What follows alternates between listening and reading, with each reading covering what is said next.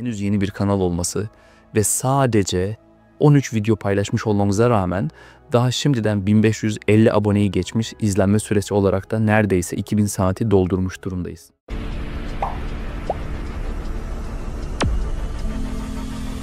Merhaba dostlar. Bilgi Sayacı kanalıma hoş geldiniz, ben Serdar.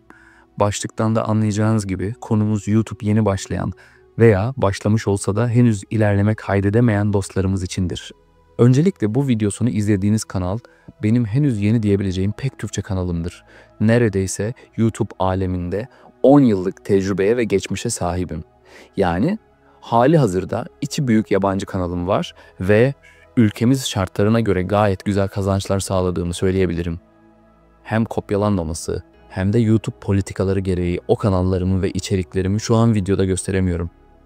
Bizim tecrübe ve bu konudaki uzmanlığımızı bu kanalımızı inceleyerek anlayabilirsiniz. Henüz yeni bir kanal olması ve sadece 13 video paylaşmış olmamıza rağmen daha şimdiden 1550 aboneyi geçmiş, izlenme süresi olarak da neredeyse 2000 saati doldurmuş durumdayız. İşte bu videoyu da tam olarak bunun için paylaşmak istedim. Yani YouTube eğitim adı altında herkes aynı şeyleri söylerken ve asıl söylenmesi gerekenleri ihmal ederken ben size asıl bilmeniz gerekenleri balık vermek değil, nasıl tutulması gerektiğini öğretmek istedim. Büyük emek verdiğim bu kısa eğitim videosunu atlamadan izleyen her dostumuz bu video sonrasında ne yapması gerektiğini anlayarak, öğrenmiş olarak ayrılacaktır. Bunun sözünü vererek müsaadenizle hemen konumuza geçelim. Videomuz 5 maddeden oluşurken sadeleştirilmiş ve sadece önemli konulara odaklanılmıştır. 1. Öncelikle bu konunun en önemli kısmı iyi bir niş bulmaktır. Yani sağlam bir kategori bulduğunuz kanal açıp ayarlarını da o şekilde yaptığınız paylaşım yapmaya hazırsınız diyelim. Bu arada anlattığım konu hem global hem yerli kanalları olan ayrıca tüm kategorileri kapsamaktadır. Temel bilgiler ve zaten bilinen konuları değil, bir kanalın can damarı dediğim konuları anlatacağım. Öncelikle seçtiğiniz kategori çok önemlidir. Bundan 1 sene, 5 sene sonra bile zorlanmadan paylaşım yapabilecek, aranabilecek konular. Mesela bizim kanalımızın ana konusu yapay zeka uygulamaları üzerinedir. Bunun sebebi hem yazılım ve uygulama geliştiricisi olmam, hem bu konuyu severek yaparken hem de yıllar sonra bile aranabilecek evergreen konu olmasıdır. Yanlış bilinen bir konuyu düzeltmek istiyorum. Sizin düşündüğünüz gibi doymuş niş veya çok fazla rakip olması sizin onlar izlenirken izlenmeyecek olmanız anlamına gelmiyor. Örnek olarak yapay zeka uygulamaları dedik değil mi? Bu konuda ülkemizde en büyük kanal sevgili Ozan Sihay Bey'dir. Neredeyse 500.000 abonesi olan, videoları da yüksek rakamlarla izlenmektedir. Bu arada kendisini ben de severek takip ediyor ve başarılar diliyorum. Anlatmak istediğim vurucu cümlemiz şu: benim kategorim doymuş sayılabilecek ve büyük rakiplerimin olduğu geniş bir niştir. Peki sizce ben hal böyle diye hiç başlamasam ne olurdu? Hatta yanlış bilinen bu konuya göre benim şu an bu durumda olmam mümkün değildi. Şimdi anladınız mı değerli dostlar? Doymuş niş diye bir şey aslında yok. Global olarak bazı nişler belki olabilir ama ülkemizde çok fazla yok. Hakkında fazla sayıda kanal ve içerik bulunan kategorilere doymuş niş denir. Ve bizim bu nişler içinde bir kanal açmamızın bilinenin aksine bize zarar değil, faydası olacaktır. Neden mi? YouTube'da videolarınız nasıl bulunur da izlenirsiniz? 1. Arama yoluyla. 2. Önerilen videolar ile. Sanırım anlamaya başladınız. Diyelim ki bir yemek kanalı açtınız. O alanda çok büyük kanallar ve çok fazla izlenen videolar var, evet, ama siz de rakiplerinize benzer başlıklar atarsanız onun videosunu izleyenler önerilen videolarda sizin de videonuzu görecek ve böylece siz de trafik çekeceksiniz. Evet, birinci önemli konumuz rakip analizi yaparak benzer paylaşımlar yapmamız, kısmen benzer başlıklar atmamızdır. Ama buraya çok dikkat edin, tamamen özgünleştirerek yapmamız gerekiyor. Sakın birebir kopyalamak gibi bir hataya düşmeyin. Çünkü bu hem etik değil hem de YouTube sizi algoritmada çıkarmaz veya bir şans eseri çıksanız da para kazanma koşullarını ihmal etmiş olursunuz. Kısaca verdiğim örneği tekrar hatırlayalım.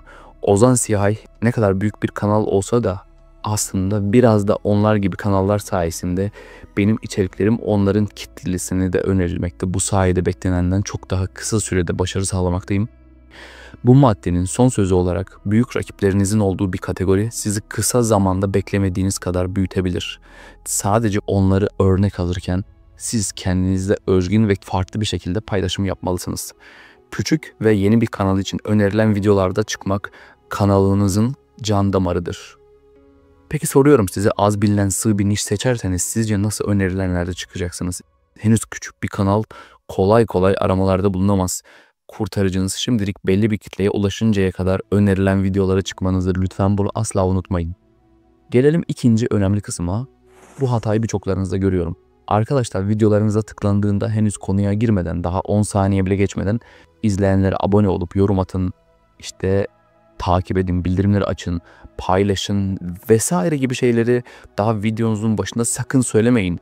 Birincisi, izleyenler bunu devamlı farklı kanallardan da duyduğu için artık bu durumdan gerçekten sıkılmış ve sizin onu söyleyeceğinizi anladığı anda videonuzu ileri saracak ve henüz küçük bir kanalsanız da hakkınızda olumsuz ön yargı oluşturacaksınız. Bakın, birisi sizin videonuza girdiğinde öncelikle videonuzun konusunu anlamış ve sizden bir şeyler almış olması gerekli ki zaten kendiliğinden abone olacaklardır. Yani ben size bunu hiç söylemeyin demiyorum, yanlış anlamayın. Ama öncelikle izleyene videonuz ile güven vermiş, videonuzun konusu net olarak anlaşılmış ve izleyen tarafından beğenilmiş olmalıdır. Daha sonra videonuzun ortaları veya son kısmında bunu nazikçe veya şakayla karışık söyleyebilirsiniz. Mesela bizim videolarımızdan herhangi birisini açarsanız asla başlangıçta böyle bir talepte bulunduğumu görmezseniz. Kısa bir ekleme daha yapalım. Örnek olarak 3 dakikalık bir videonuz var diyelim. Videonuzda sık sık abone olun diye tekrarlarsanız hem izleyenler konuya odaklanamaz hem de abone olacaklarsa bile bunu engellemiş olursunuz. Bu size bilgi sayacı kanalının jest olarak ama önemli bir hatırlatması olsun. Üçüncü maddemize gelelim. Kalite. Evet dostlar, tek kelimeyle içeriğinizin kalitesi. Bu arada kalite derken videonuzun Full HD olmasından bahsetmiyorum. Elbette o da önemli. En az 1080 piksel veya 2K yüklemeniz tavsiye olur. Ama ne demek istediğimi sanırım anladınız. Videonuzdaki konu her ne olursa olsun, eğlence dahi olsa izleyenler gerçekten emek verilmiş videoları izlemek isterler. Şu söyleyeceğim, söz lütfen aklınızdan hiç çıkmasın. Sen YouTube'da dolaşırken kendi videona denk gelseydin içeriğini izleyip beğenir miydin? Yani yaptığınız içeriği başkasının gözünden izleyerek düşünün. Başından sonuna kadar inceleyin. Siz olsanız videonuzu beğenir miydiniz? Aranızdan bazıları, ama hocam bir ara slime videoları vardı, işte yeşil uzaylı vardı, şimdi de Dubai çikolatası var. Sen ne kalitesinden bahsediyorsun? Kusura bakma ama bunların neresi kaliteli? Üstelik bunlar milyon milyon izleniyor, kazanan kazanıyor diyebilirsiniz. Güzel dostum, bilmediğim bir şey var. O içerikler tam anlamıyla balon gibidir. Bir anda yükselir, şişer ama zamanla tamamen geri sönerek patlar. Mesela şu an kim slime videosu veya yeşil uzaylı izliyor ya da videosunu yapıyor, söyleyin bana. Onlar o anlık izlenir, hatta çok izlenir ama yok olmaya mahkumdurlar. Sen sevdiğin bir kategori üzerinden bahsettiğim şekilde paylaşım yapmaya lütfen devam et. Daha sonra buraya tekrar gelerek haklıymışsın diyeceğinizi şimdiden öngörüyorum. Dördüncü ve çok önemli, kanalımızın kalbi diyeceğim maddeye gelirsek, dostlar, başlık, açıklama, etiket ve kapak dörtlüsü. Ben buna muhteşem dörtlü diyorum. Bazı eğitimcilerimiz yeni kanal açanlara etiket koymayın deseler de bu genelde short video ve global paylaşım yapanlar içindir. Lütfen burayı dikkatli izleyin. Bakın, bu şu an izlediğiniz kanal. Gördüğünüz gibi yeni ve küçük bir kanalken daha ikinci videosunda büyük bir patlama yaşanmış ve ondan sonra önü açılmış. Burada 10 ay önce yayınlanmış olması sizi yanıltmasın. Dikkat ederseniz bazen aylarca video yüklemediğim zamanlar olmuş. Normalde bazı dostlarımız 100 kadar paylaşım yapmış ve devamlı ilgilenmiş olmasına rağmen bazen bu oranları göremiyor. Peki bu kanalımda ikinci videomda trendlere girmeyi başarıp kanalın bir anda büyümesini nasıl sağladım? Elbette videomdaki içerikle alakalı etiketler sayesinde. Birazdan sizle birlikte stüdyoya girerek videonun analizlerine hep birlikte bakacağız. Bakalım ki etiketler önemli değil mi? Bunu ispatıyla canlı canlı görelim. Onun öncesinde kanalınızın can damarı dediğim önemli konuyu sanırım anlamışsınızdır. Kapak resmimiz konuyla alakalı ve kaliteli bir resim. Burada video başlığım gördüğünüz gibi hem arama odaklı hem de ilgi çeken bir başlık. Videomu yüklemeden önce videoyu kaydederken yine konuyla alakalı yapay zeka resmi yazmıştım. Hemen açıklamalara gelecek olursak, başlığa 100 kelimeden fazla yazamadığım için buraya benzer ama farklı kelimelerle birkaç başlık daha girmişim. Dostlar, yazacağınız ilk 180 ve 200 kelime arası çok önemlidir. Ve bir izleyen sizi başlığınızdan bulamasa dahi açıklamadaki ilk 200 kelimenizden de aratarak bulabilir. Oradan da videonuz aramalarda çıkmıyor ise burada gördüğünüz en fazla 3 tane koyabileceğiniz etiket sayesinde gösterim alma şansınız 15 kat artacaktır ki zaten yeni başlayan bir kanal ilk bir ay boyunca arama değil öneriler üzerinden etkileşim sağlayarak büyüyecektir. Bunu YouTube eğitimcisi veya uzmanı bir kardeşimiz de izliyorsa lütfen bu söylediğimi yorumlarda arkadaşlarımıza tekrar teyit edebilir. Son olarak etiket kısmına gelirsek bu açıklamadaki etiket değil video etiketlerimizdir. Spam olmayacak ve aranacak şekilde doldurmalısın. Son etiketi kanalınızın ismini yazın, bütün videolarınızda bunu yapın ki bir videonuz sonrasında yine sizin videonuz aynı izleyiciye önerilir. Önerilme sıklığı artar diyelim. Sanırım açıklamalara koyacağımız etiketin ne kadar elzem olduğunu böylece anlatmış olduk. Buraya kadar izleyen dostlarımız için çok merak edilen sonuncu maddemize gelelim.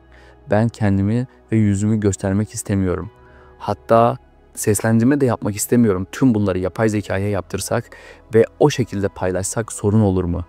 Ve bu şekilde devam edersek kanalın para kazanması açılır mı?